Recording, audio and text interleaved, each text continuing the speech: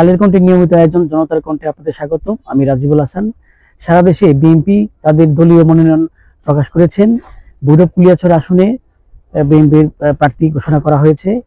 ভৈরব কুলিয়াচর কিশোরগঞ্জ ৬ আসনে সাধারণ জনগণ তাদের এমপি নির্বাচনে কি ভাবছেন তা জানাবো আমি। আপনিও জানাতে পারেন আপনার গুরুত্বপূর্ণ মতামত।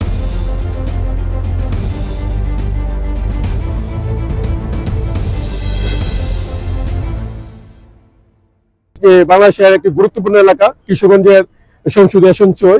এই ভৈরব কুলিয়াচরে এই যাবৎকাল দীর্ঘদিন যাবৎ ক্ষমতায় ছিলেন সাবেক প্রেসিডেন্ট জিল্লুর রহমান এবং তার ছেলে নাজমুল হাসান পাপন। ওনারা ক্ষমতায় ছিলেন, রাষ্ট্রের সর্বোচ্চ পর্যায়ে ছিলেন, কিন্তু সেই অনুযায়ী ভৈরব কুলিয়াচরে আসনের কাজ নেই। আমরা ভৈরব কুলিয়াচরবাসী বলা ছিল যে উন্নয়ন বঞ্চিত। আমরা এখন চাই সামনে ত্রয়োদশ সংসদ নির্বাচনে যিনি ভৈরব কুলিয়াচরে সংসদ সদস্য হিসেবে নির্বাচিত হয়ে আসবেন, আমরা চাই উনি জনবান্ধব একজন এমপি হোক এবং ভৈরব কুলিয়াচরের মানুষের কাছাকাছি থাকবেন এবং ভৈরব কুলিয়াচরের মানুষের যে দীর্ঘদিনের দাবি ভৈরব প্রশিক্ষণ জেলা হিসেবে ঘোষণা করে এবং তা বাস্তবায়ন করবেন। এমন একজন এমপি চাই যে কথায় নয় কাজে বিশ্বাসী এবং ভৈরব কুলিয়াচরের মানুষের যে অসমাপ্ত কাজ ছিল এই বাস্তবায়ন করবেন এবং ভৈরবের জনগণের যে সেবক হিসেবে কাজ করবেন এবং ভৈরব জনগণের ভৈরব কুলিয়াচরের মাটি ও মানুষের নেতা হিসেবে পরিচিত লাভ করবেন এবং তার হাত ধরে ভৈরবের যে আমরা যে দাবি আদায় যে দাবি করছি যে জেলা হিসেবে 65তম জেলা হিসেবে যেন ওনার হাত ধরেই আমাদের এই স্বপ্ন পূরণ হয় এবং ভৈরবের ছেলে হিসেবে ভৈরবের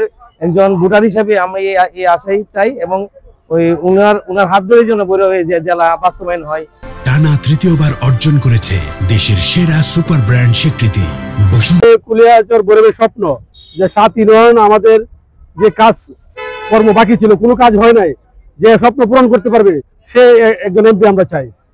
সে এমপি আমরা দেখতে চাই এবং আমাদের যে আশা ভরসা দিতেছে যে ভৈরব বেড়িবাজার থেকে বিন্দুপুর পর্যন্ত বেড়িবাঁধ হবে এবং কুলিয়াচর বেড়িবাঁধ হবে, এই এমপি আমরা চাই, এই এমপি আমরা দেখতে চাই। এমন ধরনের এমপি চাই যে এমপি নাকি পাস করার পরে আমরা ভুলে যাবে না, আমরা জনগণ যারা আছি আমরা সর্বক্ষণ আমরা পাশে থাকবে, পাশাপাশি রাস্তাঘাট খালবাট ব্রিজ ওইগুলো মেরামত করবে, দুর্যোগের সময় সামনাসামনি থাকবে, কোনো সময় পিছপা হবে না, এমন ধরনের এমপি আমরা চাই। আমরা এমন একজন ব্যক্তিকে আমরা ভোট দিব, আমাদের ভোট প্রদান করব যে আমরা সাধারণ মানুষের আশেপাশে জনগণের পাশে যাতে আমরা সবসময় পাই, আমরা ওনার কাছে যাইতে পারি, আমরা মনের কথাগুলো বলতে পারি, আর আমরা আমাদের যে গ্রাম পর্যায়ে যে অসম্পূর্ণ যে কাজগুলো আছে যাতে আমরা এই কাজগুলি আমাদের সম্পূর্ণ করে দিতে পারে এমন একজন ব্যক্তি আমরা আমাদের ভোটের মাধ্যমে আমরা নির্ধারিত করি। আমরা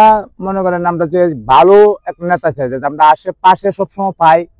যেমন মনে করেন আমরা এলাকার একটা মেম্বারে যদি আমরা ডাক দিলে মেম্বারটা পাই, তেমন ভাবে যেমন আমরা একটা ভালো একটা নেতা পাই এই দেশে বাংলাদেশে, ভালো একটা নেতা যেমন আমরা মিলে আশেপাশে যেমন সবসময় পাই, আমরা কাজে লাগে। আর এমন নেতা আপনার দরকার নেই, যারা খারাপ নেতা তাদের আপনার দরকার নেই।